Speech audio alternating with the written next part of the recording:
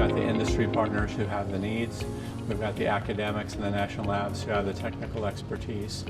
And so when you bring all of them together, you start looking at solutions or looking for solutions in different ways, in unique ways. And you find partners that you might not have expected to originally find to solve some of the problems that you have.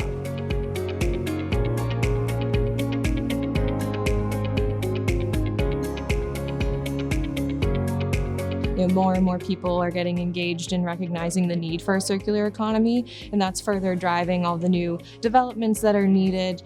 So it's not only having the industry backing, but governmental funding and just the community and people starting to realize how important it is and really applying that to their lives.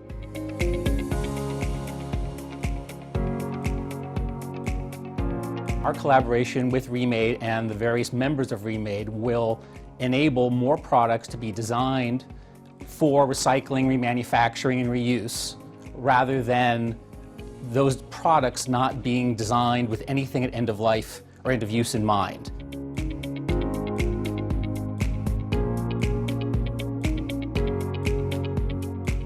Goodwill of the Finger Lakes is a proud member of the REMADE Institute.